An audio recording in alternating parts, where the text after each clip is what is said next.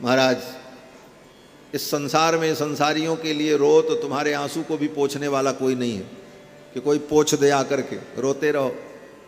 अब बहुत पोंछने की कोशिश करें तो आँखिए नोच देंगे महाराज। एक तो हमारे यहाँ कहावत है कि बड़ी बड़ी मोहानी पितियानी सास तो कंडा लेके पोछे आंसू।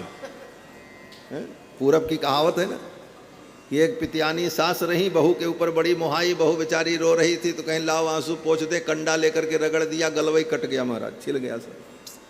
तो संसार तो ऐसे ही है, लेकिन भगवान श्याम सुंदर हैं, इनके लिए जो रोवे तो अपना पीताम्बर लेकर के पोंछने के लिए उपस्थित हैं। पीताम्बर धरस्रग्वी साक्षान मनमथ।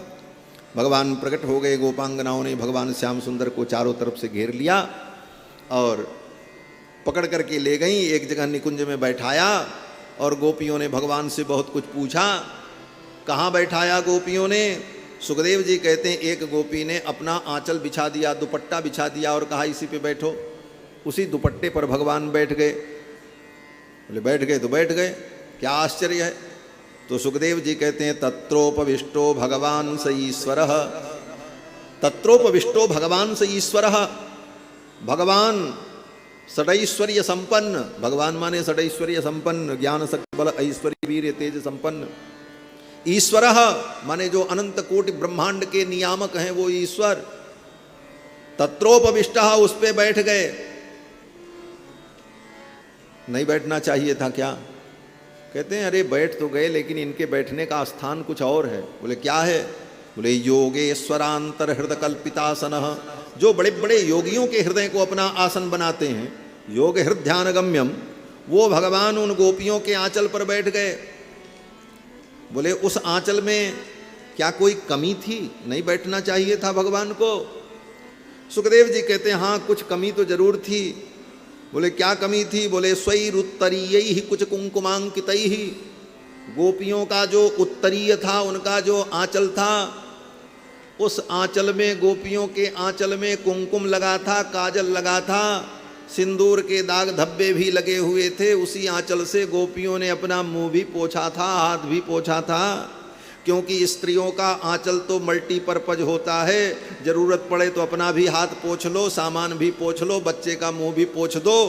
तो गोपी अपने उस आंचल पर भगवान श्याम सुंदर को विराजमान करा रही। तत्रोपविष्टो, इसीलिए सुखदेव जी को आश्चर्य हो रहा। तत्रोपविष्टो भगवान स ईश्वरः। कहते हैं स्वैरुत्तरीय कुछ कुंकुमांकितैः। जिस आंचल में कुछ के कुंकुम, काजल और सिंदूरादि के दाग धब्बे लगे हुए हैं, जिसमें गोपी ने अपना मुंह भी पोंछा, हाथ भी पोंछा, पैर भी पोंछा होगा, हाँ? पसीना स्वेदादि हुआ होगा तो वह भी पोंछा होगा। और उस आंचल पर भगवान बैठ गए। तत्रोपविष्टो भगवान से ईश्वरः योगेश्वरांतर हृदय कल्पितासनः। क्योंकि भगवान भक्त पराधीन है। अहम भक्त पराधीनो ह्य स्वतंत्र द्विज। भगवान उन गोपांगनाओं के उस आंचल पर विराजमान हो गए। गोपियों ने भगवान से बड़े सुंदर सुंदर प्रश्न किए हैं कि आप महाराज कैसे प्रेमी हो, किस प्रकार के हो। उन सारे प्रश्नों का उत्तर भगवान ने दिया। और फिर जब गोपियां संतुष्ट हो गईं तो पुनः लीला प्रारंभ हुई। अब जो लीला हो रही इसका नाम महारास लीला है। महारास लीला में जितनी गोपी थी उतने ही कृष्ण। कृत्वा तावंत मात्मानम यावतिर गोपयोषिता। जितनी गोपी थीं उतनी ही कृष्ण मूर्तियाँ प्रकट हुईं। रेमे स भगवास्ताभिर आत्मारामोपि लीलया। आत्माराम भगवान उन गोपियों के साथ रमण करने लगे। और ये भगवान का रमण कैसा है? बोले रेमे रमेशो ब्रजसुंदरीभिर यथार्भका स्वप्रतिबिंब विभ्रमः। जैसे बालक अपने प्रतिबिंब के साथ क्रीड़ा करता है, उसी प्रकार भगवान उन गोपांगनाओं के साथ क्रीड़ा करने लगे। परमात्मा बिंब है और जीवात्मा उसके प्रतिबिंब है, उसी के अंश हैं। तो यह आत्मा परमात्मा के मिलन की विलक्षण लीला होती है। कामदेव आया अपने परिकरों के सहित। कामदेव ने सारे उपाय किए लेकिन भगवान के ऊपर कामदेव का कोई असर नहीं हुआ। गोपांगनाओं के मन में भी किसी प्रकार का विकार उत्पन्न नहीं हुआ। अंत में कामदेव ने सोचा लगता है ये गोपियां कृष्ण का सहयोग नहीं कर रही हैं, इसीलिए कृष्ण अभी तक पराजित नहीं हुए। तो कामदेव ने स्वयं गोपी का वेश बना लिया और गोपी का वेश धारण करके कामदेव स्वयं रास मंडल में प्रकट हो गया। गोपी का वेश धारण करके रास मंडल में कामदेव जब नृत्य करने लगा, भगवान जान गए। भगवान ने कहा आओ, बस इसी की तो प्रतीक्षा थी। नृत्य करते करते कामदेव गोपी बना हुआ भगवान के सन्निकट जब आया तो भगवान ने हाथ बढ़ा करके कामदेव को पकड़ा और बाहु प्रसार परिरंभ कराल कोरु नीवी स्तनाल भन नर्मन खाग्रपातई ही श्वेल्यावलोक हसितैर्ब्रज सुंदरीणाम उत्तम भयन रतिपतिम रमयांचकार। रतिपति कामदेव को भगवान ने जब हृदय से लगाया, गोपी बने हुए कामदेव को, और अपने कर कमल की उंगलियों से, अपने नखाग्र से, नख के अग्रभाग से गोपी बने हुए कामदेव के सूक्ष्म अंगों का स्पर्श किया, उस समय कामदेव के शरीर में ऐसी भयंकर उद्दीप्त कामज्वाला उत्पन्न हो गई कि कामदेव स्वयं लज्जित होकर के भगवान के चरणों में गिर पड़ा। काम की पराजय हो गई। भगवान श्याम सुंदर की ऐसी विलक्षण लीला। कामदेव ने कहा महाराज आप धन्य हैं, आप मेरे पिता हैं। भगवान ने कहा इस लीला में मैं तुमको अपना पुत्र बना करके प्रकट करूं। और कामदेव कृष्णावतार में भगवान का पुत्र बना है। कामदेव को भगवान ने पुत्र बनाया। गोस्वामी तुलसीदास जी महाराज लिखते हैं कि जब कामदेव को भगवान शंकर ने भस्म कर दिया, जब शिव तीसर नयन उघारा चितवत काम भयउ जरिछारा, रति देवी ने प्रार्थना की भगवान शंकर से मेरे पति को शरीर की प्राप्ति कब होगी। तो भगवान शंकर ने कहा जब जदुवंश कृष्ण अवतारा हुई हैं हरन महामहिभारा, कृष्ण तने हुई हैं पति तोरा। तो कृष्णावतार में भगवान ने कामदेव को अपना पुत्र बनाया। इस प्रकार काम पर भगवान ने विजय प्राप्त की। इस लीला का वर्णन सुखदेव जी ने किया। और ये लीला आगे कहाँ तक हुई इसका वर्णन सुखदेव जी ने नहीं किया। जैसे सारी कथाओं में ये घटना घटित हुई, फिर जाकर के घटना यहाँ पर पूरी हुई, लेकिन रासलीला का वर्णन आप रास पंचाध्यायी में देखें तो रासलीला का वर्णन करते करते बस सुखदेव जी महाराज राजा परीक्षित के शंका का समाधान करने लगे। आगे क्या हुआ ये प्रसंग नहीं कहा। कभी देखना रासलीला में रास पंचाध्याय। इसका मतलब बोले इसका मतलब है भगवान की रासलीला नित्य लीला है, वो कभी समाप्त नहीं होती, आज भी चल रही है। अनंत अनंत जीव दिव्यात्मा जो है गोपी वेश में प्रवेश करके भगवान की लीला का रसपान करते रहते हैं। वो लीला नित्य लीला है भगवान की। और उस नित्य लीला में, भगवान की उस निकुंज लीला में उन दिव्यात्माओं का प्रवेश होता है जिनका अंतःकरण शुद्ध और पवित्र हो चुका है। उस दिव्य लीला का दर्शन करने के लिए भगवान शंकर भी गोपी वेश बना करके गए। पूज्य महाराज श्री सुना रहे थे, आपने सुना था। और भगवान शंकर भी गोपी बन करके आए। पार्वती आती हैं, देवियां आती हैं, देवता आते हैं। दंडकारण्य के जितने ऋषि मुनि महात्मा थे वो सब गोपी बन करके रास मंडल में आए। वेद की जितनी श्रुतियां हैं, वेद के जितने मंत्र हैं, ऋचाएं हैं, वो ऋचाएं गोपी का वेश धारण करके रास मंडल में आती। तो भगवान की इस रास लीला में जीव मात्र गोपी भाव से अगर प्रवेश करता है तो उसमें भगवान के इस लीला का वो अधिकारी होता है। भगवान शंकर गोपी बन करके आए। भगवान शंकर कौन है? बोले कामारी हैं, जिन्होंने कामदेव को भस्म किया है। जो कामारी हैं वो स्वयं इस लीला में आते हैं। इससे यह सिद्ध होता है कि यह लीला काम लीला नहीं है, अपितु काम विजय लीला है। इसलिए भगवान कृष्ण की इस लीला को सुनकर किसी प्रकार का मन में संदेह नहीं रखना चाहिए। और गोपियाँ, बोले गोपियाँ तो शरीर से आई ही नहीं थीं, दिव्य रूप से आई थी। इसीलिए आगे सुखदेव जी ने राजा परीक्षित को बताया कि स्वान स्वान दारान स्वपार्श्वस्थितान मन्यमानाः कृष्णाय न असूयन। जिस रात्रि में भगवान ने रासलीला की, गोपियाँ अपने अपने घर में थीं, इसलिए किसी गोप ने कृष्ण की निंदा नहीं की, कृष्ण की आलोचना नहीं की, क्योंकि उनके घर की स्त्रियां उनके घर में ही थी। स्वान स्वान दारान, अपनी अपनी पत्नी को, स्वपार्श्वस्थितान, अपने पास में स्थित देख करके, कृष्णाय न असूयन, किसी ने कृष्ण की निंदा नहीं की। तो ऐसी स्थिति में हम भगवान श्री कृष्ण की इस लीला की आलोचना करें तो हमसे बड़ा अपराधी कौन हो? भगवान श्री कृष्ण की ये दिव्य लीला, भगवान शंकर भी इस लीला में पधारते हैं। एक पद की, इस भजन की एक पंक्ति पूज्य महाराज जी ने सुनाई, पूरी पंक्ति ये लोग सुना दें और फिर भागवत जी की आरती और शेष चर्चा कल एक दिन वो भोले भंडारी बन के ब्रज की नारी वृंदावन आ गए हैं, वृंदावन आ गए।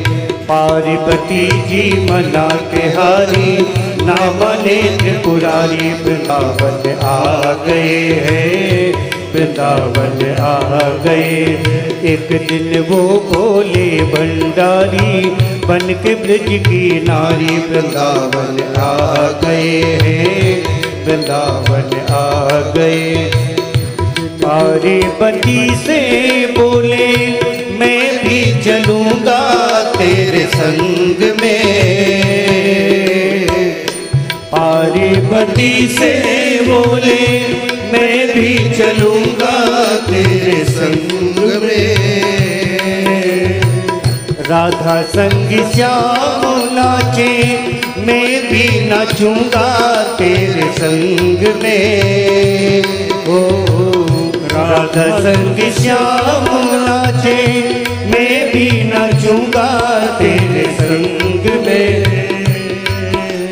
रास रचेगा ब्रज में भारी, हमें दिखाओ प्यारी, वृंदावन आ गए हैं, वृंदावन आ गए। एक दिन वो भोले भंडारी बन के ब्रज की नारी वृंदावन आ गए हैं, वृंदावन आ गए हैं। ओ मेरे भोले स्वामी कैसे ले जाऊं अपने संग में, ओ मेरे भोले स्वामी कैसे ले जाऊं अपने संग में। मोहन के सिवा कोई पुरुष न जाए उस रास में, मोहन के सिवा कोई पुरुष न जाए उस रास में। हंसी करेगी ब्रज की नारी, मानो बात हमारी, वृंदावन आ गए हैं, वृंदावन आ गए हैं। एक दिन वो भोले भंडारी बन के ब्रज की नारी वृंदावन आ गए हैं, वृंदावन आ गए हैं। ऐसा बना दो मुझे कोई न जाने इस राज को, ऐसा बना दो मुझे कोई न जाने इस राज को। मैं हूँ सहेली तेरी ऐसा बताना ब्रजराज को, मैं हूँ सहेली तेरी ऐसा बताना ब्रजराज को। बना के जूड़ा पहन के साड़ी क्या चले मतवारी, वृंदावन आ गए हैं, वृंदावन आ गए। एक दिन ओ भोले भंडारी बन के ब्रज की नारी वृंदावन आ गए हैं, वृंदावन आ गए हैं। दिन वो भोले भंडारी बन के ब्रज की नारी वृंदावन आ गए हैं, वृंदावन आ गए हैं। देखा मोहन ने उनको समझ गए वो सब बात रे, देखा मोहन ने उनको समझ गए वो सब बात रे। ऐसी बजाई बंसी सुध बुध भूले भोलेनाथ रे, ऐसी बजाई बंसी सुध बुध भूले भोलेनाथ रे। फिर से खिसक गई जब साड़ी मुस्काए गिरधारी, भोले शर्मा गए हैं, भोले शर्मा गए। एक दिन वो भोले भंडारी बन के ब्रज की नारी वृंदावन आ गए हैं, वृंदावन आ गए। पार्वती जी मना बिहारी नाम एक पुरारी वृंदावन आ गए हैं, वृंदावन आ गए हैं, वृंदावन आ गए हैं, वृंदावन आ